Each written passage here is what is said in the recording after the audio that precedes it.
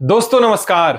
मैं मनीष कुमार और अब डोनाल्ड ट्रंप ने एक और टैरिफ बम फोड़ा है। उन्होंने एक और टैरिफ लगाने का ऐलान कर दिया है। इस बार अमेरिका के बाहर से बनने वाली जो फिल्में हैं, जो अमेरिका से बाहर फिल्में बनती हैं विदेशों में, उन पर 100% टैरिफ लगाने का ऐलान डोनाल्ड ट्रंप ने किया है। उसमें बॉलीवुड की भी फिल्में हो सकती हैं, साउथ की फिल्में हो सकती हैं, दक्षिण कोरिया की फिल्में हो सकती हैं, चीन में बनने वाली फिल्में हो सकती हैं, और भी जो अलग अलग देशों में फिल्म बनती हैं और जो अमेरिका में रिलीज होती हैं, उन पर 100% टैरिफ लगाया जाएगा। इस बात का ऐलान जो है वो अमेरिका के राष्ट्रपति डोनाल्ड ट्रंप ने कर दिया है। हालांकि कोई एक तारीख जो है अभी तय नहीं है कि कब से ये लागू किया जाएगा, लेकिन उन्होंने इस बात का ऐलान कर दिया कि टैरिफ बाहर की फिल्मों पर लगाया जाएगा और वो भी 100%। और उसके साथ ही उन्होंने कहा कि मेक अमेरिका ग्रेट अगेन, यानी वो टैरिफ के सहारे अमेरिका को महान बनाने में जुटे हैं।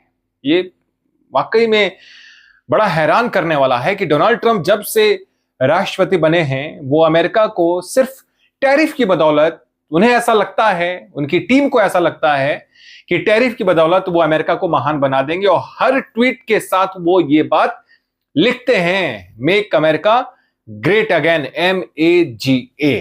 अब सवाल ये है कि क्या टैरिफ लगाने से अमेरिका ग्रेट बन जाएगा? आखिर ट्रंप की जो ये नीति है, टैरिफ नीति, ये क्या अमेरिका के लिए असरदार साबित होगा, या फिर ये अमेरिका को एक तरह से आप कह लीजिए कि ये दलदल में धकेलने वाला फैसला है डोनाल्ड ट्रंप का? क्या है इसकी सच्चाई? क्योंकि एक के बाद एक डोनाल्ड ट्रंप टैरिफ लगा रहे हैं। भारत पर ही अगर हम देखें तो वो 50% टैरिफ वो पहले ही लगा चुके हैं। दवाइयों पर टैरिफ, ब्रांडेड दवाइयों पर, अमेरिका से बाहर से जो दवाइयां अमेरिका में आती हैं उन पर 100% टैरिफ वो लगा चुके हैं। 1 अक्टूबर से वो लागू हो जाएगा कि भाई ब्रांडेड दवाइयों पर टैरिफ लगेगा। हालांकि भारत सबसे ज्यादा जो है मेडिसिन अमेरिका को एक्सपोर्ट करता है, लेकिन उसमें सबसे ज्यादा जो दवाई है वो जेनेरिक है। ब्रांडेड दवाइयां भारत बहुत कम ही वहां पे सप्लाई करता है, उसमें जेनेरिक ज्यादा है। और डोनाल्ड ट्रंप जो टैरिफ उन्होंने लगाया है दवाइयों पर, वो जेनेरिक पर नहीं बल्कि ब्रांडेड दवाइयों पर है। तो फिर भी, लेकिन उसका असर तो भारत पर पड़ेगा ही। इसके बाद अब फिल्मों पर अगर लगाया गया 100% टैरिफ, तो उसका असर भी बॉलीवुड पर पड़ेगा, साउथ की फिल्मों पर पड़ेगा। क्योंकि अमेरिका में अगर हॉलीवुड फिल्मों के अलावा, जो अमेरिका में बनने वाली फिल्में हैं उनके अलावा, अगर किसी दूसरे देश की फिल्मों को सबसे ज्यादा देखा जाता है तो वो भारतीय फिल्में हैं, बॉलीवुड की फिल्म है, साउथ की फिल्म है, जिनका बिजनेस अमेरिका में अच्छा खासा होता है। और इसके पीछे का कारण क्या है? अमेरिका में बहुत बड़ी संख्या में भारतीय रहते हैं, भारतीयों की वहां पर बड़ी संख्या है, और वो हिंदी फिल्में पसंद करते हैं, साउथ की फिल्में देखना वो पसंद करते हैं।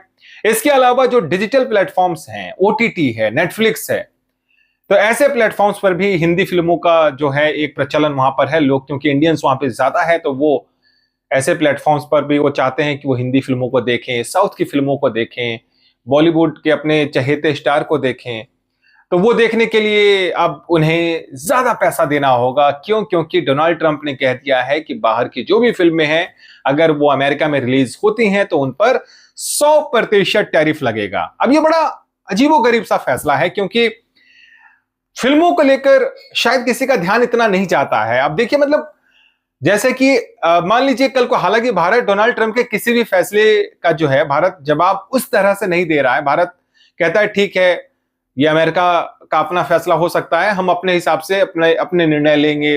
जैसे अमेरिका ने कहा कि भारत को रूस से तेल नहीं खरीदना चाहिए, अगर खरीदेगा तो हम टैरिफ लगा देंगे। टैरिफ लगा भी दिया, लेकिन भारत रूस से तेल खरीद रहा है, कह रहा है कि आप टैरिफ लगा दो, हम कुछ और विकल्प तलाश लेंगे, और भारत यही कर रहा है। लेकिन अब सवाल यह है कि अगर जिस तरह से अमेरिका ये फैसले ले रहा है कि हम बाहर की फिल्मों पर अब 100% टैरिफ लगा देंगे, तो सोचिए अगर भारत इस तरह से फैसले लेने लग जाए, अगर भारत ये फैसला ले ले कि अच्छा बाहर की फिल्मों पर हम भी टैरिफ लगाएंगे, खासकर चलिए बाहर का छोड़ दीजिए, अमेरिका का नाम लेकर ही अगर भारत कहता है कि अमेरिका में बनने वाली फिल्मों पर अब भारत में 100% टैरिफ होगा, 150 टैरिफ होगा, है ना।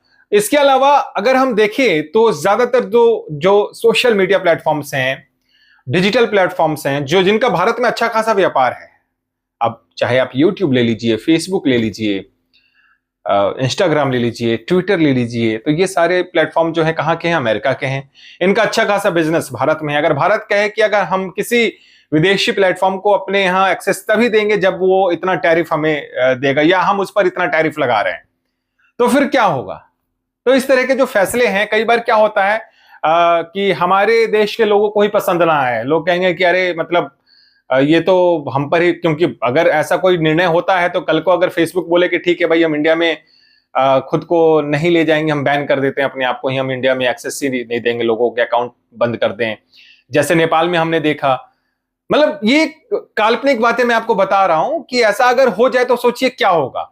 तो अगर जैसे फिल्मों पर टैरिफ लगाने की बात डोनाल्ड ट्रंप ने की है अमेरिका में, तो इससे क्या है कि जो अमेरिकी लोग हैं, जो वहां इंडियंस रह रहे हैं, जो इंडियंस वहां पर जाकर सिटीजन बन गए अमेरिका के, जो वोट भी करते हैं, वो वाकई में निराश होंगे, क्योंकि वही लोग हैं जो बॉलीवुड की फिल्में देखते हैं।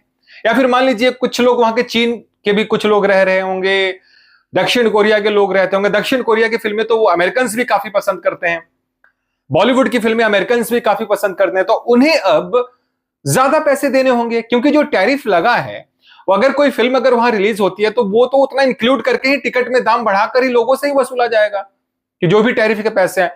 मतलब इसका असर देखा जाए तो अमेरिका की जनता पर भी और बाहर के फिल्मों के जो निर्माता हैं उन पर भी, दोनों पर पड़ने वाला है। तो डोनाल्ड ट्रंप का ये फैसला, और अब उससे सरकार अपना खजाना जरूर भर सकती है और उसके नाते वो इस बात को कह सकते हैं कि मेक अमेरिका ग्रेट अगेन, लेकिन जनता का इसमें हित कहां है? आखिर टैरिफ कौन पे करेगा? अमेरिकन ही करेंगे, वही लोग करेंगे जो अमेरिका में रह रहे हैं, जो अमेरिका से कमा रहे हैं, वही लोग टैरिफ भरेंगे।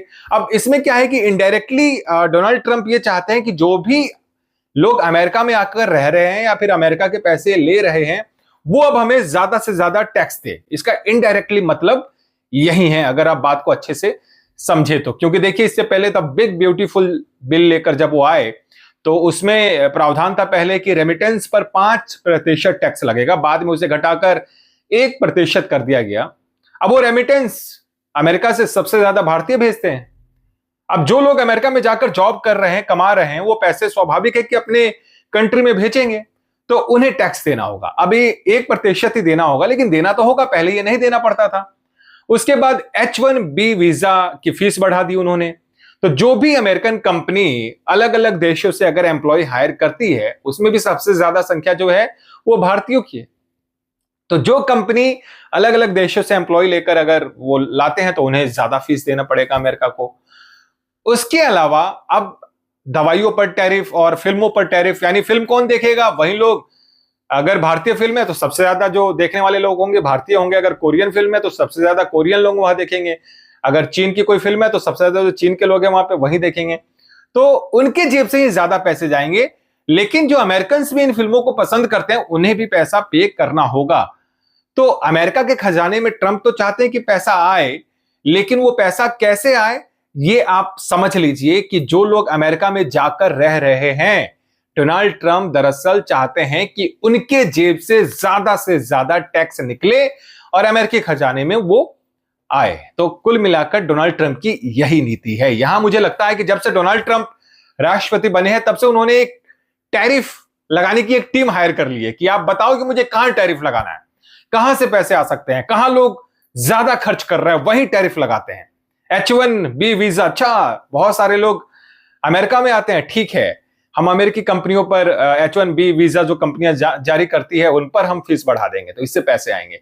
मतलब ये आप ऐसे कह लीजिए कि एक सरकार नहीं बल्कि एक व्यापार चलाने वाली बात हो गई। सरकार आप नहीं चला रहे हैं, आप डेमोक्रेसी के तहत जो चीजें होनी चाहिए वो दरअसल नहीं होने दे रहे हैं। और इसके अलावा आप क्या कर रहे हैं कि अपने फॉरेन पॉलिसी को खराब कर रहे हैं, भारत के साथ अपने संबंध बेकार कर रहे हैं, जापान के साथ आपके संबंध खराब हुए हैं, यूरोपियन यूनियन के कई कंट्रीज पर आपने दबाव बनाया, उनके साथ आपने ट्रेड डील कर ली, जापान के साथ भी यही किया, वियतनाम के साथ आपने यही किया, कतर के साथ आपने यही किया, भारत के साथ आप वही करने की कोशिश कर रहे हैं। लेकिन भारत कह रहा है कि भारत क्यों झुकेगा? भारत ने साफ इनकार कर दिया कि भाई हम अपनी शर्तों पर काम करेंगे, अमेरिका के दबाव में नहीं आएंगे, अमेरिका के किसी भी दबाव में भारत नहीं झुकने वाला है। ये भारत पहले ही साफ कर चुका है। अभी 2 दिन पहले ही हावर्ड लुटनिक जो कॉमर्स मिनिस्टर है वहां के डोनाल्ड ट्रंप की कैबिनेट में, उन्होंने क्या कहा कि भारत को हम फिक्स करेंगे, भारत को ठीक करेंगे। अब भारत को क्या ठीक करेंगे? अब धमकी देने से कोई ट्रेड डील थोड़ी ना होगा। आपके धमकी से तो बात बनेगी नहीं। अगर आप धमकी दोगे, अगर आप ऐसे बात करना चाहते हो तो संबंध खराब ही होंगे, संबंध सुधर नहीं सकते हैं। दूसरी तरफ आप पाकिस्तान के साथ गलबहियां कर रहे हो। तो डोनाल्ड ट्रंप कुल मिलाकर अमेरिका के लिए, अमेरिका की फॉरेन पॉलिसी के लिए एक डिजास्टर जैसा हालात वो जो है सामने खड़ा कर रहे हैं। ये अमेरिका के हित के लिए मैं तो नहीं मानता कि है। आपको क्या लगता है? अगर आप इस फैसले को, डोनाल्ड ट्रंप के फैसले को अगर आप किस तरह से देखते हैं तो आप हमें कमेंट जरूर करके बताइए। और वीडियो अगर आपको अच्छा लगा हो तो प्लीज सब्सक्राइब कीजिए चैनल को, लाइक भी कीजिए, वीडियो को शेयर कीजिए, मुझे सपोर्ट कीजिए ताकि मैं आपके लिए अच्छे से अच्छा वीडियो, बढ़िया से बढ़िया कंटेंट आपके लिए ला सकूं, अच्छा रिसर्च करके, अच्छी क्वालिटी के साथ। और आपका सपोर्ट बहुत जरूरी है। वीडियो को बस देखते रहिए, अपना साथ बनाए रहिए। बहुत बहुत धन्यवाद दोस्तों।